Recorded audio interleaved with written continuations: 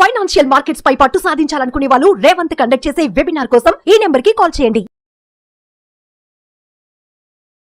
నమస్తే, welcome to Suman TV. నేను విష్ణు. ప్రస్తుతంతో పాటు senior stock market analyst Eedara Ramakrishna గారు ఉన్నారు. వారితో మాట్లాడదాం. నమస్తే సార్, ఈదర రామకృష్ణ గారు. నమస్తే అండి. సో అదేవిధంగా 2024 సంవత్సరానికి సంబంధించి ఇప్పుడు మనం ఆఖరి నెలకి డిసెంబర్లో కూడా అడుగు పెట్టేస్తున్నాం. ఇయర్ ఎండింగ్లో కూడా రాబోతున్నాం కాబట్టి ఏంటి ఇయర్ ఎండింగ్ నాటికి సెన్సెక్స్ ఎంతవరకు రీచ్ అయ్యే అవకాశం ఉందండి? మీ వ్యూ ఏంటి? సెన్సెక్స్ జర్నీ ఎలా ఉండబోతుంది? నెక్స్ట్ 1 మంత్ వరకు ఎలా ఉంటుందంటారు? జనరల్గా లాస్ట్ 25-30 ఇయర్స్ డేటా తీసుకున్నప్పుడు డిసెంబర్ మాసం జనరల్గా ప్రాబబిలిటీ ఎక్కువ పాజిటివ్గా క్లోజ్ అవుతుంది. 75% ప్రాబబిలిటీతో డిసెంబర్ మంత్స్ పాజిటివ్గా క్లోజ్ అవుతాయి.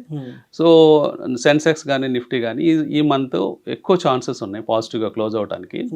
కాబట్టి ఇన్వెస్టర్స్ కొంచెం కంఫర్టబుల్గా ఉండొచ్చు. మెయిన్గా కారణాలు ఏంటంటే ఎఫ్ఐఎస్ కొంచెం హాలిడే మూడ్లోకి వెళ్ళిపోతారు. ఒక 10 రోజుల్లో క్రిస్మస్ వెకేషన్ మూడ్లోకి వెళ్ళిపోతారు. పెద్ద మేజర్ డెసిషన్స్ అన్ని అయిపోయి ఉంటాయి.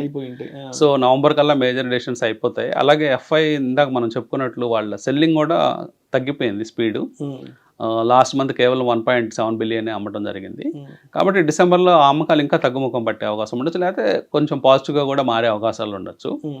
ఇన్ కేస్ పాజిటివ్గా మారిన జనరల్గా పాజిటివ్గా మారే ఛాన్సెస్ ఎక్కువగా కనిపిస్తున్నాయి. ఎందుకంటే జనరల్గా డిసెంబర్లో వాళ్ళు మంత్ ఎండ్కి వాళ్ళ ఎన్ఏవిస్ అడ్జస్ట్ చేసుకోవడానికి కూడా స్టాక్స్ని కొంచెం వాళ్ళు బెటర్ కండిషన్లో పెట్టుకుంటారు. సో ఆ కారణాల చేత లేకపోతే కొంచెము హిస్టారికల్గా చెక్ చేసినప్పుడు ఏ మంత్లోనూ 75% ప్రాబబిలిటీతో పాజిటివ్గా ఉండదు. అన్ని మంత్స్ కొన్ని మంత్స్ ఉంటాయి అంటే 60%, 65%. కానీ డిసెంబర్ మంత్ అనేది హిస్టారికల్గా హైలీ ప్రాబబుల్ పాజిటివ్ మంత్. కాబట్టి డిసెంబర్ మనం పాజిటివ్గానే ఎక్స్పెక్ట్ చేయొచ్చు. So maybe beginning of the week కొంచెం వాలటిలిటీ ఈ జీడిపి నెంబర్స్ వల్ల ఏదన్నా వచ్చినా కానీ చిన్నగా మళ్ళీ పాజిటివ్గా వెళ్ళే ఛాన్సెస్ ఎక్కువ కనిపిస్తున్నాయి. సో మొత్తానికి ఈ సంవత్సరానికి సంబంధించిన మేజర్ ఈవెంట్స్ అంతా కూడా కంప్లీట్ అవబోతున్నాయి.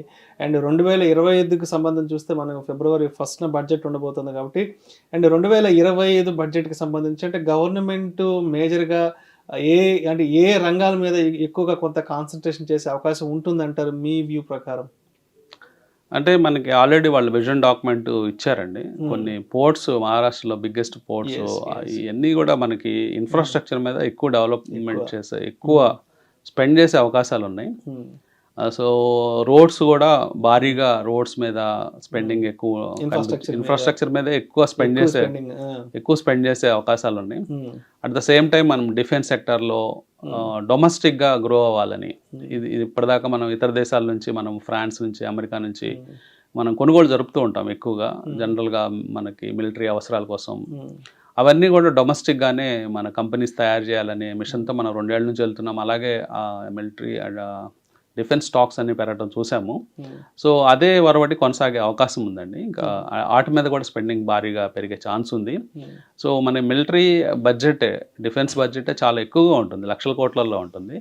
కనీసం 2-3 లక్షల కోట్లు ఉంటుంది. అది ఆ 2-3 లక్షల కోట్లలో ఎక్కువ కాంట్రాక్ట్స్ కనుక లోకల్ కంపెనీస్ దక్కించుకొని డొమెస్టిక్ మ్యానుఫ్యాక్చరింగ్ పెరిగితే అది మన జీడిపికి ఉపయోగపడుతుంది, అట్లాగే డొమెస్టిక్ ఎంప్లాయ్మెంట్కి పనికొస్తుంది. కాబట్టి గవర్నమెంట్ వాటి మీద దృష్టి పెట్టే అవకాశం ఉంది. అట్లాగే రైల్వే ఇన్ఫ్రాస్ట్రక్చర్ కూడా భారీగా పెంచే ఛాన్స్ ఉందండి. మెయిన్గా రైల్వేలో మెయిన్గా మోడర్నైజేషన్ చేసే ప్రాసెస్లో మనకి వందే భారత్ ట్రైన్స్ చూసాము. సో నెక్స్ట్ సినారియోస్లో అంటే రాబోయే సంవత్సరాల్లో వందే భారత్లోనే స్లీపర్ కోచెస్, అట్లాగే ఇంకా వేరే టైప్ ఆఫ్ వెహికల్ అంటే అడ్వాన్స్ టెక్నాలజీస్తో ఇంకా బోగీలు తయారు చేయటం లైట్ వెయిట్గా, ఇట్లాంటివి అన్నీ కూడా రాబోయే బడ్జెట్లో ప్లాన్స్ అనౌన్స్ చేసే అవకాశం ఉంది. సో ఇన్వెస్టర్స్ ఇన్ఫ్రాస్ట్రక్చరు, రైల్వేసు, అట్లాగే డిఫెన్స్, ఇట్లాంటి సెక్టార్స్ అన్నిటి మీద గవర్నమెంట్ డైరెక్ట్గా వాళ్ళు డైరెక్ట్గా వాళ్ళు ఇన్వెస్ట్మెంట్ చేసే అవకాశం ఉంటుంది. కాబట్టి ఆ పర్టికులర్ సెగ్మెంట్స్ బాగుండే ఛాన్స్ ఉంటుంది. సో ఇండైరెక్ట్ ప్రపోజల్స్ ఏదైతే ఉంటాయో అవన్నీ కూడా ప్రైవేట్ సెక్టార్లు అంటే ప్రైవేట్ మేనేజ్మెంట్స్లో ఎక్కువ ఉన్నాయి. లైక్ ఐటీ కావచ్చు, ఫార్మా కావచ్చు, ఇట్లాంటి కొన్ని సెక్టార్స్ అయితే క్యాపిటల్ గూడ్స్ ఇలాంటివన్నీ కానీ ప్రైవేట్ వాళ్ళ చేతులు ఎక్కువగా ఉన్నాయి. కాబట్టి వాటి మీద పెద్దగా బర్డన్ మోపే అవకాశం లేదు. ఆల్రెడీ మోడీ గవర్నమెంట్ ఇప్పుడు 3rd టర్మ్లో ఉన్నారు. సో వాళ్ళు ఇప్పుడు గ్రోత్ మీదే ఫోకస్ చేసే అవకాశం ఉంది. ఇండియా నెంబర్ 1 అంటే టాప్ 5, టాప్ 3లో జీడిపిలోకి తీసుకెళ్లాలని టార్గెట్ ఉంది, ఈ 5 years target.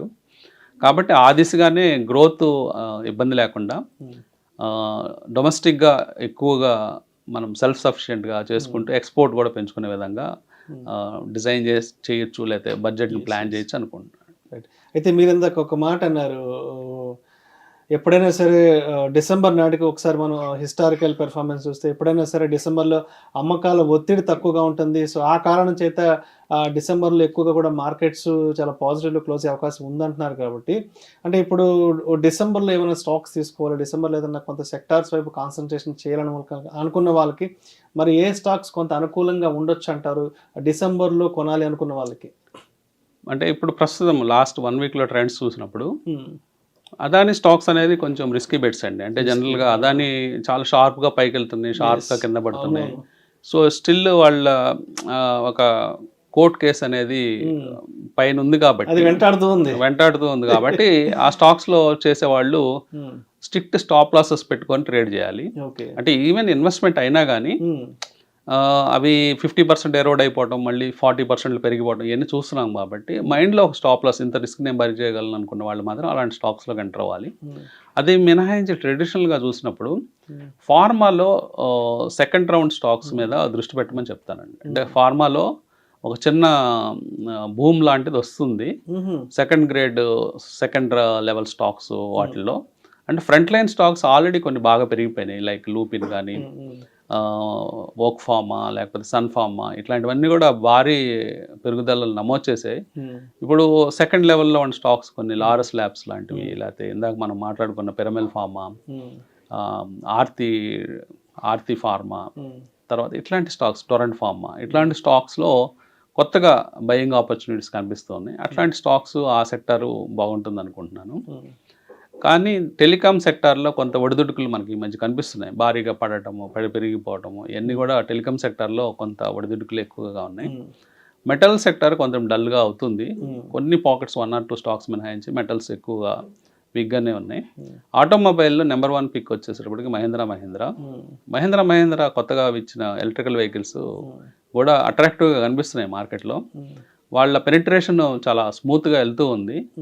Month on month sales numbers పెరుగుతూ ఉన్నాయి, వెయిటింగ్ లిస్ట్ పెరుగుతూ ఉంది కొన్ని పర్టికులర్ వెహికల్స్కి. సో ఇవన్నీ కారణాల చేత ఆటోమొబైల్ సెక్టర్లో మహీంద్రాని ప్రిఫర్ చేసుకోవచ్చు, అట్లాంటి స్టాక్స్ మీద దృష్టి పెట్టచ్చు. ఇంకా ఐటీ సెక్టారు 2025లో ది బెస్ట్ పర్ఫార్మర్గా ఉండే అవకాశం ఉంది. ఐటీ సెక్టర్ అంటే కంపారిటివ్ రిటర్న్స్ చూసినప్పుడు నిఫ్టీ కంటే పాజిటివ్ రిటర్న్స్ ఇచ్చే ఛాన్స్ ఐటీలో కనిపిస్తుంది. కానీ సడన్ డిప్స్ ఉంటాయి ఐటీ ఇండస్ట్రీలో. ఐటీ సెక్టార్లో స్టాక్స్ ఎలా ఉంటాయంటే ఒక 7-8% పెరిగిన తర్వాత 5% కట్టిన ఒక్క రోజులోనే పడిపోతూ ఉంటాయి. కాబట్టి వాటిని జాగ్రత్తగా హ్యాండిల్ చేసుకుంటూ ఐటీ సెక్టార్లో బై అండ్ డిప్స్ అని చెప్తాను. ఎప్పుడైనా ఒక సడన్ డిప్ తీసుకున్నా, ఒక 2 రోజులు సడన్గా పడిపోయినా, అలాంటి అప్పుడు ఐటీలో అంటే ఫ్రంట్ లైన్ ఐటీ అండి, అంటే బాగా పాపులర్గా వినబడే పేర్లు, చిన్న కంపెనీస్ కాదు, ఎస్ఎంఈ సెగ్మెంట్లో, లేకపోతే చిన్న 1,000 కోట్ల 2,000 5,000 కోట్ల లోపల కంపెనీల గురించి నేను మాట్లాడలేదు. కనీసం ఒక 20,000 కోట్లు పైబడిన కంపెనీల్లో majority 99% of the companies balance sheets క్లీన్గా ఉన్నాయి. So cash rich companies, debts ఏమి ఉండవు. సో కంఫర్టబుల్గా ఐటీ స్టాక్స్లో పెట్టుబడి పెట్టుకోవచ్చు. సో మరి డిసెంబర్ 2 సోమవారం నాటికి మార్కెట్స్ ఏ విధంగా ఉండే అవకాశం ఉంది అంటారు? మరి రిటైల్ ఇన్వెస్టర్స్ సోమవారం నాటికి ఏ విధంగా సిద్ధంగా ఉండాలి అంటారు? ఎటువంటి అంశాలను పరిగణలోకి తీసుకోవాలి అంటారు లాస్ట్ 1 month మార్కెట్ సినారియోని దృష్టిలో ఉంచుకొని, ఎస్పెషల్లీ ఫర్ మండేకి మనం నిఫ్టీ చూస్తే పాజిటివ్గా కనిపిస్తుంది. అయినప్పటికీ ప్రతి క్షణము మార్కెట్లో అలర్ట్గా ఉండాలి, మనము ఎప్పుడు కాషియస్గా ఉండాలి. ఎందుకంటే ఎప్పుడు ఏం జరుగుతుందో మనకు తెలియదు. సో ఒక వ్యూ మనం ఫామ్ చేసుకొని మార్కెట్కి ఎప్పుడు వెళ్ళకూడదు. అంటే మన బ్రెయిన్లో క్లీన్ స్లేట్ పెట్టుకోవాలి. లైవ్లో ఒక సినారియో కనిపిస్తుంది, వీకెండ్ కూర్చున్నప్పుడు ఒక సినారియో కనిపిస్తుంది. కాబట్టి ఒక క్లీన్ స్లేట్తో మార్కెట్లోకి వెళ్ళిన పక్షంలో మంచి యాక్షన్స్ మనం చేసే అవకాశాలు ఉంటాయి. అది రేపు మండే కావచ్చు, నెక్స్ట్ ఇయర్ మండే కావచ్చు, నెక్స్ట్ మండే కావచ్చు, ఆ పై మండే, ఎప్పటికైనా కావచ్చు. ఏ రోజు ట్రేడింగ్కి వెళ్ళినా కానీ ఒక క్లీన్ స్లేట్తో విత్ నాలెడ్జ్ బ్యాక్గ్రౌండ్తో మార్కెట్లో ప్లే చేస్తే కొంచెం సంపాదించుకునే ఛాన్సెస్ పెరుగుతాయి. Right, thank you sir, thank you so much Eedara Ramakrishna గారు. థ్యాంక్ యూ అండి.